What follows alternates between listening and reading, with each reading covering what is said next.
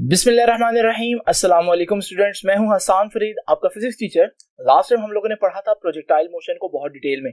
आइए स्टार्ट करते हैं आज का लेक्चर। स्टूडेंट्स, आज हम प्रोजेक्टाइल से रिलेटेड बहुत इंपॉर्टेंट 3 टर्म्स पढ़ेंगे, जिनमें पहली टर्म है हाइट ऑफ प्रोजेक्टाइल। टॉपिक बहुत आसान है। जस्ट इमेजिन करें कि मेरे पास एक तोप यानी कि एक कैनन है। मैं इस कैनन को किसी एंगल थीटा पर रख के फायर करता हूं। आपको मालूम है कि इसके अंदर से जो भी फायर बॉल निकलेगी वो एक प्रोजेक्टाइल यानी कि 2 डायमेंशनल मोशन में ट्रेवल करेगी। इस प्रोजेक्टाइल की हाइट किसे कहेंगे? जो अपनी फ्लाइट के दौरान, परवाज के दौरान उसने जो मैक्सिमम वर्टिकल डिस्टेंस कवर किया है ग्राउंड से, यही उसकी मैक्सिमम हाइट या हाइट ऑफ प्रोजेक्टाइल है। So what is height of projectile then? It is the maximum vertical distance covered by a projectile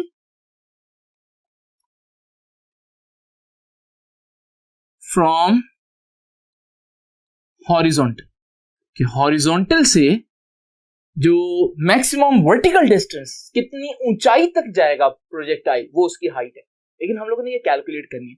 तो जैसे कि मैंने अभी आप लोगों की डायग्राम शो भी की, तो अगर हमारे पास ये एक प्रोजेक्टाइल है जिसको मैंने किसी एंगल थीटा पर इनिशियल वेलोसिटी वी आई से फेंका है, तो ये जो इसने मैक्सिमम डिस्टेंस कवर करना है, ये इसकी हाइट है।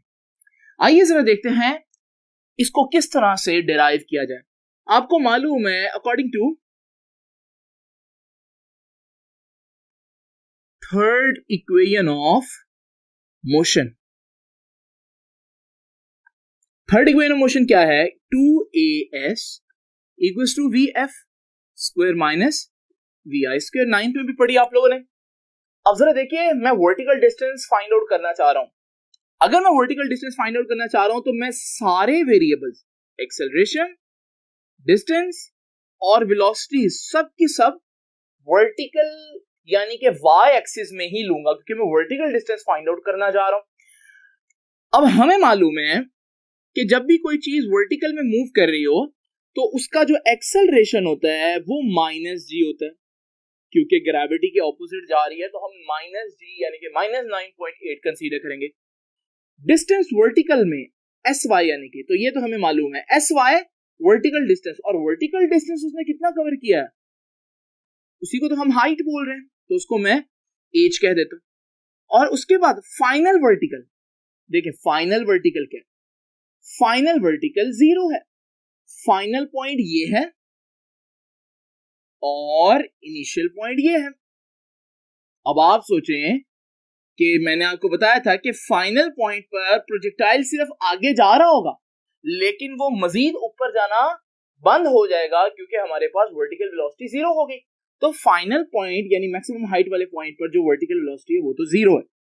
इनिशियल वर्टिकल, यहां तो वर्टिकल कंपोनेंट बन रहा है ना, इतना वर्टिकल कंपोनेंट होगा।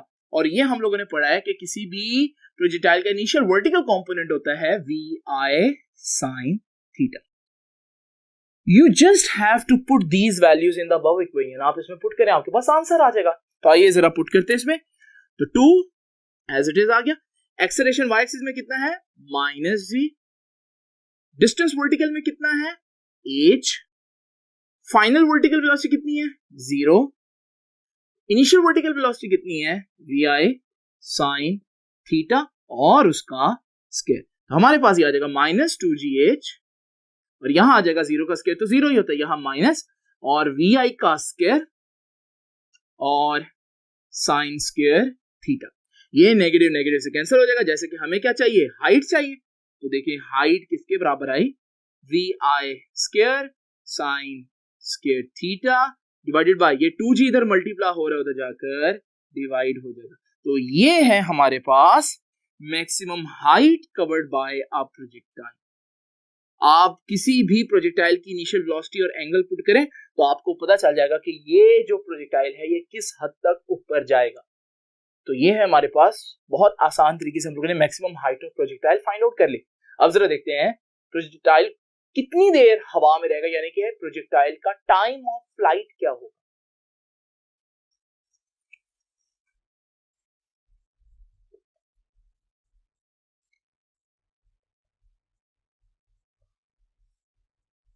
स्टूडेंट्स अभी हम डिस्कस करते हैं time of flight of projectile. Time of flight of projectile क्या है जरा देखते हैं। जस्ट इमेजिन करें कि मेरे पास एक कैनन है और मैं इस कैनन को एंगल थीटा पर फायर करता हूं। जब इसको एंगल थीटा पर फायर करेंगे तो इसका फायर बॉल जो है वो एक प्रोजेक्टाइल बनाएगा और हमारे पास पॉइंट ऑफ प्रोजेक्शन जहां से हमने उसको फेंका था to where it hits the ground, जहां पर वो गिरेगी, इन दोनों पॉइंट्स तक पहुंचते हुए उसको जितना टाइम लगेगा उसे हम बोलेंगे कि ये इस प्रोजेक्टाइल का टाइम ऑफ फ्लाइट है। तो यहां से हमारे पास इसको डिफाइन करते हैं हम, time of flight of projectile क्या है, time for a projectile to reach from its point of projection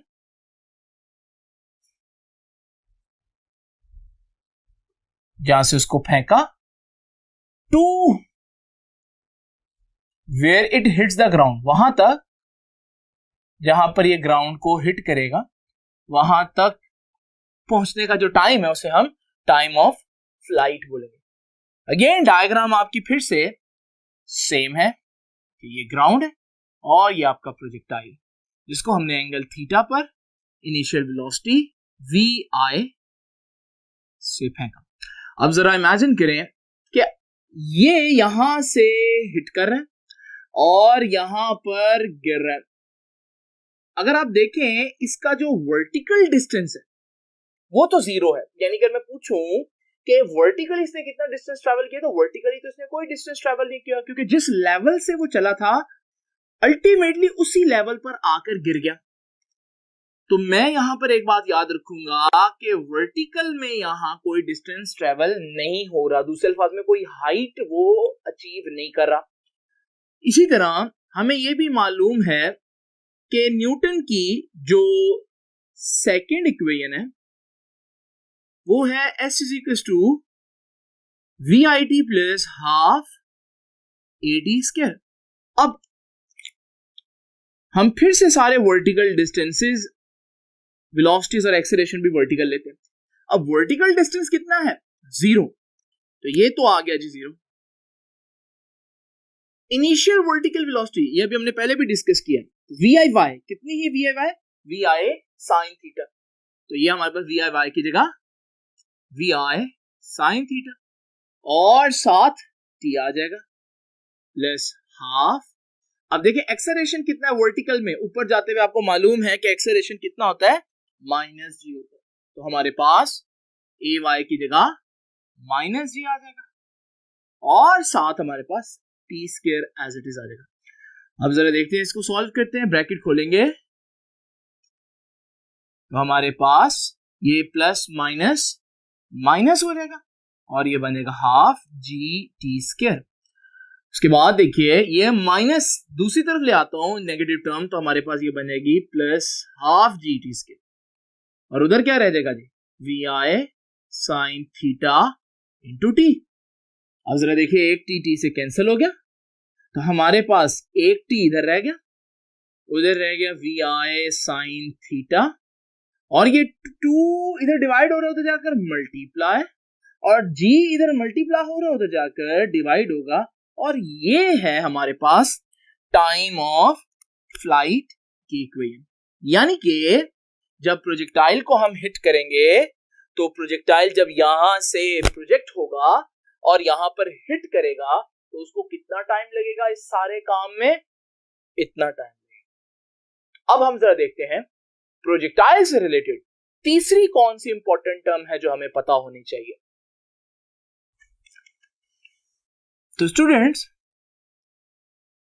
projectile से रिलेटेड तीसरी इंपॉर्टेंट टर्म है प्रोजेक्टाइल की रेंज। अब प्रोजेक्टाइल की रेंज क्या होती है जरा देखें। फिर से मेरे पास वही कैनन है जिसको मैं एंगल थीटा पर फायर करता हूं, तो जब इसमें से फायर बॉल निकलेगी तो डेफिनेटली वो फिर से प्रोजेक्टाइल बनाएगी। अब जरा देखिए वो पॉइंट जहां से हमने प्रोजेक्टाइल को फेंका यानी कि कैनन, और वो पॉइंट जरा देखिए जहां पर वो ग्राउंड को हिट करे। यहां से लेकर स्टार्टिंग पॉइंट से एंडिंग पॉइंट तक ये जो हॉरिजॉन्टल डिस्टेंस है इसे हम बोलते हैं ये रेंज है उस प्रोजेक्टाइल की। इसमें बच्चे एक बहुत ज्यादा मिस्टेक करते हैं और वो समझते हैं प्रोजेक्टाइल की रेंज क्या होती है कि प्रोजेक्टाइल जितना डिस्टेंस ट्रेवल करता है उसे हम कहते हैं कि ये प्रोजेक्टाइल की रेंज है, लेकिन वो जो डिस्टेंस ट्रेवल कर रहा है वो एक्चुअली प्रोजेक्टाइल की रेंज नहीं है। तो जब मैं कहता हूं कि आप लोग खबरों में भी सुनते हैं कि गौरी मिसाइल जो है वो पाकिस्तान का उसकी रेंज लाइक 1200 किलोमीटर है, इसका मतलब ये नहीं कि उसको 1200 किलोमीटर ट्रेवल करता है, इसका मतलब ये है कि वो जिस पॉइंट से फेंका जाए उस पॉइंट से 1200 किलोमीटर दूर गिर सकता है, और इसके लिए डेफिनेटली जब वो पाथ जिस पाथ से जाएगा वो 1200 किलोमीटर से ज्यादा का पाथ होगा। अब जरा देखते हैं रेंज ऑफ प्रोजेक्टाइल को फिर कैसे डिफाइन करेंगे। It is the horizontal distance covered by a projectile। एक प्रोजेक्टाइल जो हॉरिजॉन्टल डिस्टेंस कवर करेगा उसे हम बोलेंगे उसकी रेंज। जैसे कि मैंने अभी शो किया कि अगर वो प्रोजेक्टाइल इस तरह से गिरता है उसको initial velocity vi angle theta से हम लोगों ने ग्राउंड से बनाकर फेंका, तो इस सूरत में वो जो जितना दूर जाकर गिरेगा ये उसकी रेंज होगी, horizontal distance covered by the projectile. So this is the range of projectile, और ये इन तीनों टर्म्स में से सबसे इंपॉर्टेंट टर्म है और इससे रिलेटेड बहुत सी चीजें हैं जो आपको मालूम होनी चाहिए। तो आइए जरा देखते हैं। सबसे पहले तो रेंज को हम लोगों ने फाइंड कैसे करना है। देखिए रेंज एक डिस्टेंस है और हम लोगों ने ये फार्मूला पढ़ा S = VT।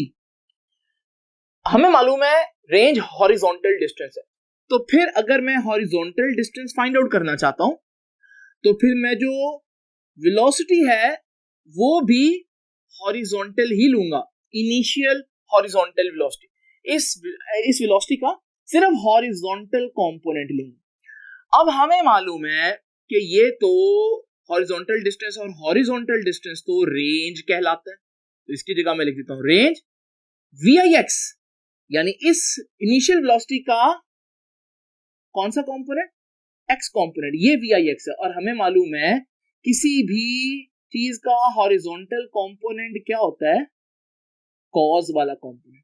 तो VIX क्या होगा, VI cos theta into time. ये टाइम क्या है, ये है टाइम ऑफ फ्लाइट कि प्रोजेक्टाइल को गिरने में कितनी देर लग रही है। और अगर आपको याद हो अभी हम लोगों ने time of projectile find out किया है कि प्रोजेक्टाइल को गिरने में इतनी देर लगती है, तो ये t की जगह मैं पुट करूंगा इस वैल्यू को, तो रेंज आ जाएगी VI cos थीटा सा टाइम ऑफ प्रोजेक्टाइल जो मैंने आपको दिखाया तो वो कितना है 2VI sin theta over G।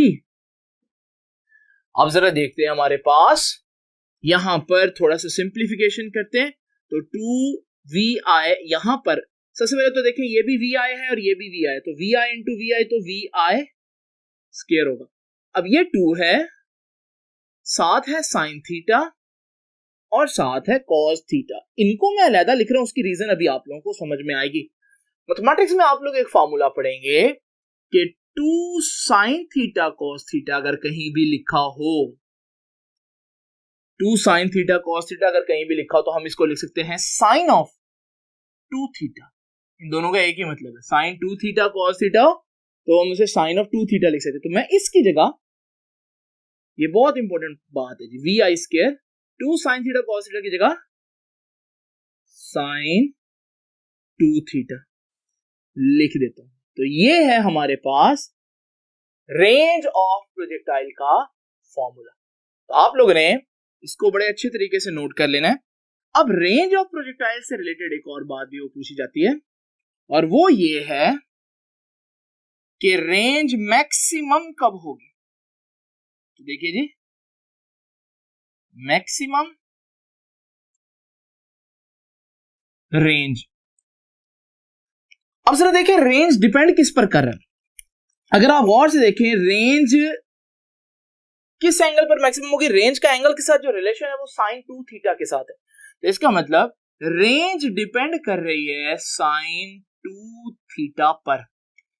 अब हमें मालूम है कि sin की वैल्यू अगर मैक्सिमम होगी तो रेंज भी मैक्सिमम होगी, और sin की वैल्यू मैक्सिमम कब होती है, sin की वैल्यू मैक्सिमम होती है 1, क्योंकि sin की मैक्सिमम वैल्यू 1 हो सकती है। अब sin की मैक्सिमम वैल्यू 1 कब होती है, जब 90 का साइन हो, क्योंकि साइन 91 होता है। इसका मतलब साइन के आगे जो भी लिखा हुआ 90 क्या लिखा हुआ है, 2 थीटा। तो इसका मतलब अगर 2 थीटा 90 होगा तब जाकर हमारे पास रेंज क्या होगी, मैक्सिमम होगी। और फिर हमारे पास थीटा कितना आएगा, 2 उधर जाकर डिवाइड हो जाए तो 90 से 2 को डिवाइड कर दें तो थीटा कितना आएगा हमारे पास, थीटा आएगा 90 डिग्री ओवर 2, और वो कितना बनता है 45 डिग्री। यानी कि अगर आप मैक्सिमम रेंज अचीव करना चाहते हैं, किसी भी चीज को मैक्सिमम दूर फेंकना चाहते हैं, तो आप किस एंगल पर फेंकना प्रेफर करेंगे, 45 डिग्री। लेकिन आइए जरा इसको और डिटेल में देखते हैं कि इससे इंपॉर्टेंट चीजें क्या क्या जुड़ी हुई हैं।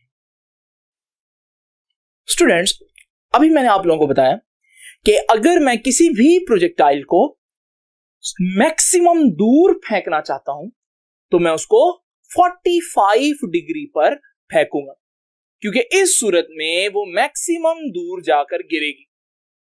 अगर मैं 45 डिग्री से एंगल थोड़ा सा ज्यादा कर दूं और अब फायर करूं तो याद रखिएगा अब के जो प्रोजेक्टाइल है वो ज्यादा हाइट पर जाएगा as compare to the height attained at 45 degree.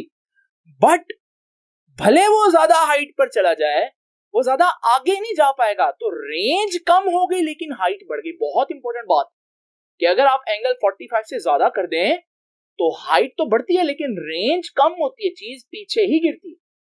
और इसी तरह अगर हम एंगल 45 से भी कम कर दें प्रोजेक्टाइल का, तो इस सूरत में हमारे पास ना सिर्फ इस दफा उसकी हाइट कम होगी बल्कि उसकी रेंज भी कम होगी। इट मींस रेंज 45 पर मैक्सिमम है। 45 से एंगल बढ़ाएं तो भी प्रोजेक्टाइल करीब गिरेगा, और 45 से अगर एंगल ज्यादा करें तब भी प्रोजेक्टाइल करीब ही गिरेगा। और दूसरी इंपॉर्टेंट बात आप लोगों ने नोट करनी है कि आप लोगों ने देखा होगा जब फील्डर जो है क्रिकेट के अंदर, मैचेस के अंदर फील्डर जो बाउंड्री के करीब हो, वो जब दूर से थ्रो करते हैं तो वो कोशिश करते हैं कि एंगल कैसा बनाए, 45 डिग्री, क्योंकि उन्हें मालूम है जितना एंगल 45 डिग्री के करीब करीब होगा उतना हमारे पास जो थ्रो है वो दूर जाकर गिरेगी, क्योंकि वो फिजिक्स जानते हैं। तो उन्हें मालूम है कि 45 डिग्री पर रेंज जो है वो मैक्सिमम होती है। दूसरी इंपॉर्टेंट बात जरा देखते हैं। इमेजिन करें मेरे पास एक प्रोजेक्टाइल है जिसको मैं 30 डिग्री पर फायर करता हूं और ये है उसकी रेंज। अब मैं दूसरा एक और प्रोजेक्टाइल लेता हूं जिसको मैं 60 डिग्री पर फायर करता हूं, तो 60 डिग्री पर फायर करूंगा, भले वो ज्यादा हाइट कवर करेगा लेकिन वो भी एग्जैक्ट उसी पॉइंट पर गिरेगा, यानी कि दोनों की रेंज हुई सेम। तो अगर मैं आपसे पूछूं कि बेटा वो एंगल्स का कौन सा पेयर है जिस पर रेंज सेम होती है, तो बच्चे याद रखते हैं कि 60 और 30, जो कि सही है। लेकिन स्टूडेंट्स, अगर मैं एक प्रोजेक्टाइल 55 पर फेंकूं और दूसरा प्रोजेक्टाइल जो है वो 35 पर फेंकूं, तब भी इनकी रेंज सेम होगी। और अगर मैं एक प्रोजेक्टाइल 20 डिग्री पर फेंकूं और दूसरा 70 डिग्री पर फेंकूं, तब भी रेंज सेम होगी। इसका मतलब हमारे पास सिर्फ कोई एक पेयर ऐसा नहीं है जिस पर रेंज सेम होती है, बल्कि we have tons of pairs, बहुत ज्यादा ऐसे पेयर हैं एंगल्स के जिन पर रेंज सेम होती है। लेकिन आप सोच रहे होंगे कि सर को कैसे पता चला कि इन्हीं दो जो हमारे पास एंगल्स हैं इनकी रेंज सेम है। क्योंकि अगर आपने इन तीनों में एक बात नोट की हो तो आपने देखा होगा कि इस सूरत में पहले में भी दोनों एंगल्स का सम जो है वो 90 है, और इसी तरह आप सब में नोटिस करेंगे कि आपके पास सब में 35 और 55 का सम भी 90 होता है, और आपके पास 20 और 70 का सम भी 90 होता है। इसका मतलब क्या हुआ कि हम यहां से कंक्लूजन निकाल सकते हैं कि हर वो पेयर ऑफ एंगल जिनका सम 90 डिग्री हो उनकी रेंजेस सेम होंगी। ना सिर्फ ये कंक्लूजन निकाल सकते हैं बल्कि इससे एक और इंपॉर्टेंट बात भी निकाल सकते हैं, और वो क्या है, हम ये कह सकते हैं 30 और 60 एक ऐसा पेयर है जिनमें रेंज सेम है। क्यों सेम है? क्योंकि 60 और 30 का सम 90 बनता है। लेकिन अगर हम एक और लिहाज से देखें तो हम इस तरह भी कह सकते हैं, देखें 45 से 30 कितना कम है, 45 में से 15 माइनस करें तो 30 आता है, और 60 45 से कितना बड़ा है, 60 45 से 15 ही बड़ा है। यानी एक एंगल अगर 45 से जितना कम है दूसरा उतना ही 45 से ज्यादा हो तो फिर हमारे पास रेंजेस सेम होंगे। तो ये बहुत इंपॉर्टेंट बात है जिसको आप लोगों ने नोट करना है। आइए लेक्चर रिज्यूम करते हैं।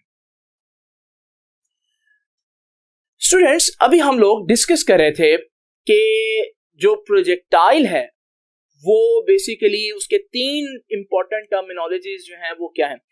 अब ये तीनों फॉर्मूला, हाइट का भी और हमारे पास टाइम ऑफ फ्लाइट का भी और रेंज ऑफ प्रोजेक्टाइल का भी, ये तीनों जो फॉर्मूले हैं ये आप लोग अच्छी तरह से नोट कर लें। अब मैं आप लोगों के साथ थोड़ा और डिटेल में जाकर कुछ कॉन्सेप्ट शेयर करता हूं ताकि आपको इन चीजों का आइडिया बहुत ज्यादा क्लियर हो। तो आइए जरा देखते हैं कुछ और डिटेल कॉन्सेप्ट। तो स्टूडेंट्स, अभी हम लोगों ने ये तीनों इक्वेशंस डिराइव की जो कि मैंने आप लोगों के सामने लिखी हैं, हाइट, टाइम ऑफ फ्लाइट और रेंज ऑफ प्रोजेक्टाइल की। अब इनसे रिलेटेड क्या एमसीक्यूज आ सकते हैं जरा देखते हैं। इस स्टेटमेंट को जरा देखें। वो कहता है कि if a projectile is thrown at an angle theta with the vertical, what will be the time of flight of this projectile. और ऑप्शन दिए हुए 2vi sin theta over g, option B 2vi cos theta over g, और option C है 2vi tan theta over जी। अब जरा देखिए, time of projectile पूछा उसने और time of flight of projectile, तो ये फार्मूला है हमारे पास। तो फार्मूला क्या बन रहा है, 2vi sin theta over g. तो फिर कौन सा ऑप्शन सही होगा? ए ऑप्शन सही होगा? नहीं स्टूडेंट्स, यहां आप लोगों ने एक बहुत इंपॉर्टेंट बात मिस की है। जरा ध्यान से देखिए, स्टेटमेंट में आपको थीटा विद वर्टिकल नजर आ रहा है, और आपको याद होगा कि हमने जब भी प्रोजेक्टाइल को डिस्कस किया तो प्रोजेक्टाइल की जो भी वेलोसिटी थी वो हमने हॉरिजॉन्टल से ली थी, तो हॉरिजॉन्टल से ये एंगल बन रहा है। जबकि अभी उसने ऑप्शन कहां से दिया है, उसने स्टेटमेंट में बोला है कि एंगल थीटा कहां से बन रहा है, वर्टिकल के साथ बन रहा है। ये फॉर्मूला तब लगेगा जब थीटा हॉरिजॉन्टल के साथ होगा। तो फिर कौन सा फॉर्मूला लगेगा? इसका तरीका बड़ा सिंपल है। अगर आप लोगों को याद हो, वेक्टर्स में मैंने आपको ये टेक्निक सिखाई थी कि अगर आपको एंगल वर्टिकल के साथ दिया हो तो सिंपल बात करूंगा, साइन हो तो उसकी जगह कॉज आ जाएगा और कॉज हो तो उसकी जगह साइन आ जाएगा। तो ये फार्मूला अगर हॉरिजॉन्टल के साथ होता तो चलता, लेकिन यहां पर जो फार्मूला है वो किसके साथ दिया हुआ है, यहां पर फार्मूला जो है वो वर्टिकल के साथ दिया हुआ है। वर्टिकल के साथ ये नहीं चलेगा, तो साइन की जगह कॉज आ जाएगा। तो formula 2vi cos theta over g बनेगा, और हमारे पास ऑप्शन बी करेक्ट होगा इसके। इसके बाद देखिए स्टूडेंट्स, दोबारा से एक दफा प्रैक्टिस करते हैं। फिर से स्टेटमेंट है जी कि if a projectile is thrown at an angle theta with the vertical, what will be the formula for maximum height reach by the projectile. अब वो पूछ रहा है मैक्सिमम हाइट कितनी अचीव करेगा। ऑप्शन देखिए जी, ऑप्शन ए है vi square sin square theta over 2g, option B है vi square cos square theta over 2g, और ऑप्शन सी है vi square tan square theta over 2g। अब जरा बताएं स्टूडेंट्स आप खुद ही कि इनमें से कौन सा ऑप्शन सही है। तो आपने गेस कर लिया होगा कि इसमें ए ऑप्शन सही नहीं है, क्योंकि फिर से हमारे पास एंगल वर्टिकल के साथ दिया हुआ है, और जब भी एंगल थीटा वर्टिकल के साथ दिया हो तो साइन की जगह कॉस आ जाएगा, तो साइन स्क्वायर की जगह कॉस स्क्वायर आएगा, तो ऑप्शन बी सही है। एक दफा और से प्रैक्टिस करते हैं। अब जरा देखें, फिर से वही स्टेटमेंट है हमारे पास कि if a projectile is thrown at an angle theta with the vertical, what is the formula for its range. और नीचे ऑप्शन है जी हमारे पास वी आई square sine 2 theta over g, B option है हमारे पास वी आई square cos 2 theta over g, और सी ऑप्शन है we I square tan 2 theta over g. तो आप जरा जल्दी से देखें, स्टेटमेंट में थीटा विद द वर्टिकल आ रहा है और थीटा विद द वर्टिकल आ रहा है, तो इसका मतलब हमारे पास रेंज जो है वो क्या होगी इसमें, सोचे जरा ध्यान से और आंसर दें। तो जिन बच्चों ने बी ऑप्शन सिलेक्ट किया है यानी कि वी आई square cos 2 theta over g, वो इस दफा गलत है। हालांकि वो कहेंगे सर आपने बोला साइन को कॉस में चेंज करना है, कॉस को साइन में चेंज करना है, ऐसे ही है, लेकिन जरा ध्यान से देखिए रेंज का फार्मूला क्या है, we I square over G sine 2 theta. Students आपको याद है साइन 2 थीटा से पहले क्या लिखा हुआ था, साइन 2 थीटा को मैंने पहले लिखा था 2 साइन थीटा कॉस थीटा, इसी और असल फार्मूला ये था जिसको बाद में मैंने फार्मूला ये पुट कर दिया था। अब जरा देखिए जब मैं कहूंगा थीटा विद वर्टिकल है तो साइन की जगह मैंने बोला क्या आएगा कॉस, और कॉस की जगह क्या आएगा साइन, तो फिर साइन की जगह कॉस आएगा, कॉस की जगह साइन आएगा, तो फिर से 2 साइन थीटा कॉस थीटा वहीं का वहीं, और हमारे पास फार्मूला फिर से क्या बनेगा वी आई square over G sine 2 theta. तो रेंज के केस में आपने देखा कि चीज जो है वो थोड़ी सी डिफरेंट है। तो अब आप लोगों ने याद रखना कि इसमें ऑप्शन ए ही सही ऑप्शन है। तो आपने देखा कि ये बात साइन को कॉस में या कॉस को साइन में चेंज करने वाली ट्रू कहां पर है, जब थीटा वर्टिकल के साथ हो। जरा देखते हैं, अब थीटा अगर ग्राउंड के साथ दिया हो तो फिर तो मसला नहीं होना चाहिए। जरा देखते हैं जी इस स्टेटमेंट को देखें कि if a projectile is thrown at an angle theta with the horizontal,